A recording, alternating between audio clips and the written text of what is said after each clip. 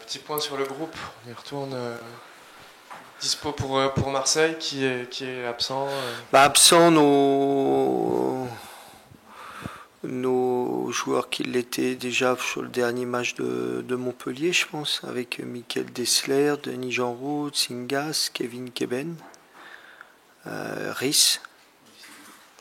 On va s'arrêter là. Ça suffit. Oui, je pense que c'est déjà pas mal. Keben, du coup, c'est la cuisse, c'est ça? Il Oui. n'est toujours pas remis. Non. Ce qui m'amène à ma deuxième question. Il y a ce problème un petit peu au niveau des couloirs en défense. Oui. Quelle solution là vous imaginez pour ce match de l'OM? Tout problème, il y a des solutions, j'en ai 3.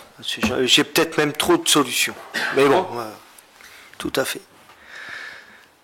On peut en savoir un peu plus? Non. On avait vu... non, vous n'en saurez pas plus. Mais il y a des solutions. Vous avez fini à Rennes avec Silla à côté droit et Moussa à gauche, il me semble. C'est une option. Une des options possibles. Le jeune Mawissa aussi, vous pouvez compter sur lui. C'est une autre option aussi.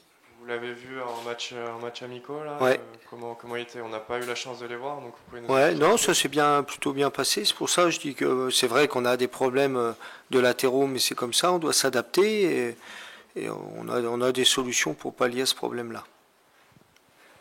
Concernant Zakaria, Bouklal, oui. Il est revenu à l'entraînement? Oui. Il est disponible aussi pour Marseille? Il est disponible. Après, on va faire attention à la charge parce que finalement, avec l'équipe nationale, il s'est pas beaucoup entraîné. Du moins, c'est des entraînements pour préparer les matchs et puis il n'a pas fait beaucoup de temps de jeu. Donc, il y a une interrogation sur sa capacité, surtout quand on va avoir des matchs rapprochés, à avoir un temps de jeu à haute intensité. Mais ce qui est sûr, c'est qu'il est content d'être revenu et il est dispo.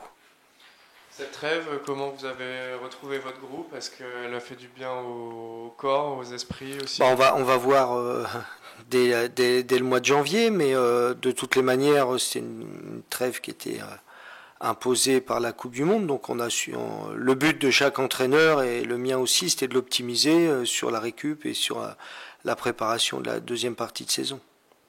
Ça peut couper des dynamiques aussi, on sait, ces longues périodes sans jouer. Vous étiez dans une plutôt bonne dynamique, vous diriez avant... Ça peut couper des bonnes dynamiques, ça peut relancer des mauvaises dynamiques. Ce qui est important, c'est bien de se préparer. Les dynamiques passées sont une chose et ce qui nous intéresse, c'est la dynamique présente et future, quoi. Donc je trouve que c'était une occasion de bien se repréparer, même si nous on avait quand même pas mal de blessés, mais de trouver justement et travailler des différentes options. Marseille, commencer directement par Marseille, à Marseille, qu'est-ce que ça vous inspire? C'est une bonne chose de se remettre directement comme ça avec un gros... On n'a pas le choix, de toute façon, c'est le calendrier qui nous propose. C'est vrai qu'on a un calendrier assez curieux puisqu'on joue 3 des 4 premiers coup sur coup et à l'extérieur. Donc, c'est un gros match, les joueurs ont envie de jouer ce genre de match-là. Forcément, ça sera difficile, mais la difficulté n'a jamais été un problème pour nous et on saura y faire face, mais en tous les cas, tout le monde est motivé pour jouer dans un tel stade face à une telle équipe. On a eu Thaïs juste avant vous. Il a marqué dernier match de championnat, il a marqué en préparation aussi. On sait qu'il a eu une période un peu plus compliquée, enfin une période de disette en tout cas en termes de buts. Comment vous l'avez senti là? Il est prêt, remis sur les rails? Oui, à l'image des matchs de préparation, voilà, on le sent plus en confiance. Puis là, il a déjà fait plusieurs mois avec l'équipe dans le championnat de France, donc ça c'est bénéfique et on espère que cette petite dynamique de but va continuer. Vous avez une relation un peu privilégiée avec lui aussi. On sait que pour les neufs, c'est important de marquer. Une relation de confiance qui s'est instaurée. Oui, avec tous les joueurs, mais c'est vrai que les attaquants, il faut, à l'image à Rennes où tout le monde, moi le premier, l'a encouragé parce qu'on sentait bien qu'il était pas loin de marquer, quoi. Donc forcément, nos attaquants, on sait qu'ils sont très sensibles à ça. Il est très utile aussi dans le jeu de l'équipe, faut pas l'oublier. C'est important pour un entraîneur et puis forcément on supporte nos attaquants pour qu'ils soient en meilleure disposition pour marquer. Question sur un autre joueur qui est revenu aussi, c'est Nathan Skita. Oui. Vous comptez sur lui, ce serait la deuxième partie de saison? Oui, Nathan a fait un prêt, je dirais, intéressant, prolifique pour lui et pour nous. Je trouve qu'il qui s'est étoffé, qu'il a pris de l'épaisseur. Donc après, il faut voir le résultat en compétition. Mais en tous les cas, c'est un joueur qui est très apprécié de moi et du groupe. Et l'avoir avec nous, surtout en cette période de disette de milieu de terrain, c'est appréciable.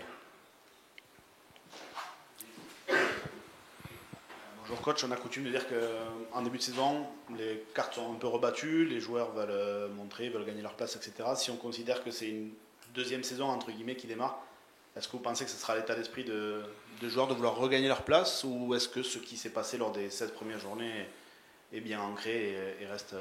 Non, je pensais pas, c'est pas une deuxième saison, hein, c'est bien une deuxième partie de saison. C'est vrai que la coupure était un peu plus longue, ce qui a permis aussi à, comme vous dites, à certains joueurs qui avaient moins de temps de jeu de faire et de remontrer de bonnes choses pendant la préparation. Donc là, il n'y a pas une continuité, il y a une petite rupture qui permet à tout le monde aussi de se relancer et de s'investir pour pouvoir avoir le plus de temps de jeu possible pendant cette deuxième partie, qui va être plus longue, qui va avoir les matchs de Coupe de France. Donc forcément, ça ramène un peu de fraîcheur, ça redynamise le groupe. Et justement, vous parliez d'automatisme avant la trêve, on vous entendait souvent dire qu'on manquait un peu d'automatisme sur le plan offensif. Est-ce que ce stage, est-ce que cette trêve a permis de recréer du lien sur le plan offensif? Au niveau des automatismes, je pense pas que j'ai dit ça. Moi, j'ai surtout le sentiment qu'on a eu du mal à être efficace dans les zones dangereuses, notamment dans les zones d'assise et dans les zones de finition. Forcément, on a profité, on avait plus de temps pour continuer ce qu'on a commencé, essayer de le perfectionner du moins. Et on verra les résultats les prochains matchs. Mais c'est vrai que l'animation offensive, c'est ce qu'il y a de plus dur à obtenir de manière durable et qu'il faut sans arrêt la travailler. On sort également de mois de Coupe du Monde. Le coach que vous êtes a regardé ça avec un œil attentif pour puiser des idées, ou un simple supporter des Bleus par exemple? Les deux, on est toujours observateur des tendances, même si le foot des équipes nationales est différent du foot des équipes de clubs. Mais toujours intéressant de voir quelques tendances, mais comme on a une grosse compétition comme la Champions League, qui est aussi beaucoup de choses d'inspiration et de voir ce qui se fait au très haut niveau, mais c'est vrai que ça a été intéressant. Ce qui est intéressant, c'est de voir les différents continents s'affronter, ce qu'on n'est pas habitué à voir. On a vu que l'Asie a performé aussi avec le Maroc, l'Afrique, et ça a été intéressant. Bien sûr, les Sud-Américains. Et c'est la seule compétition où tous les continents se réunissent, et ça c'est intéressant à voir les différentes confrontations. Bonjour. Bonjour. Pour revenir sur Abouklal et les accusations dont il a été la cible, comment il l'a vécu? Comment vous l'avez vécu? Est-ce qu'il va y avoir des suites? Moi je suis pas au courant, comme je suis pas trop sur les réseaux sociaux et je regarde pas trop les médias, j'irai pas secondaires, mais donc j'ai pas suivi et du coup j'en ai pas du tout discuté avec lui. C'est pas vraiment des thèmes qui m'intéressent. Et ce qui m'intéresse moi dans le foot, c'est surtout le foot. Après tout ce qu'il y a autour, je vais pas être un bon client pour vous malheureusement. Autour du foot aussi, mais bon, ça peut vous intéresser peut-être. Ah peut-être, je vais vous dire. Les travaux au stadium. Oui. Là, comment vous l'appréhendez justement? Est-ce que ça affecte l'équipe ou pas du tout justement? Non, pas trop. Non, personne n'en a parlé. On sait que des fois il y a des travaux qui sont en cours, mais du moment que notre pelouse est très bonne, tout le monde est content. Et puis qu'il y a un petit siège pour s'asseoir dans le vestiaire, et c'est suffisant. D'autres questions? C'est bon pour vous? Une dernière quand même.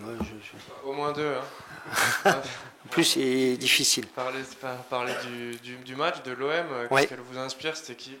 Quel est votre regard sur Marseille? Une équipe très, je dirais, énergique, très dynamique, avec un jeu vers l'avant, qui se projette vite, des joueurs aussi avec une grande capacité à répéter les courses à haute intensité. Donc c'est une équipe qui joue avec une grande intensité, tant sur leur pressing que sur leurs attaques. Donc pour nous, ça va être un bon défi, un de plus à relever. C'est intéressant de jouer ces équipes de ce niveau-là, parce qu'ils ont fait quand même depuis le début montrer des choses intéressantes. Cette intensité, justement, cette dimension physique, ça peut vous poser des problèmes. On l'a vu, je pense au match de Lens, par exemple. Ouais. Bon, d'ailleurs, ça pose pas des problèmes qu'à nous. Hein. Non, pas que Les autres, ils ont du mal aussi. Mais Mais justement, on va voir nos progrès par rapport à ce genre de confrontation, et on doit progresser contre ce genre d'équipes qui sont l'équipe du top 3, quoi.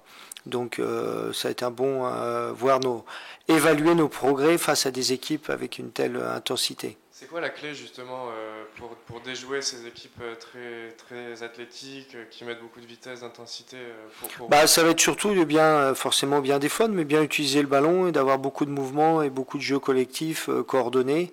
Et on s'y est attelé, pas que pour ce match de Marseille, mais notre jeu collectif va être encore plus important contre ces équipes-là. Une dernière question. Ça fait 3 alors. Ouais, ça fera 3. Mais c'est intéressant la dimension du jeu. Vous avez un nouvel adjoint, Carlas. Oui. Si je le prononce bien. Comment, la dernière fois, vous nous avez dit que ça restait un peu affiné, les missions qu'il allait avoir dans votre staff. Aujourd'hui, on en est où Oui, il fait partie, alors je ne vais pas rentrer dans les détails, c'est un peu notre cuisine interne, mais son intégration s'est bien passée, et puis il est là, comme les autres adjoints, pour nous amener un peu sa spécificité, et comme je dis souvent, on réfléchit mieux à plusieurs têtes qu'à une seule, donc il rentre dans ce cadre-là, et ça se passe bien. Est-ce que c'est bon pour tout le monde ? C'est excellent, je dirais. Merci beaucoup.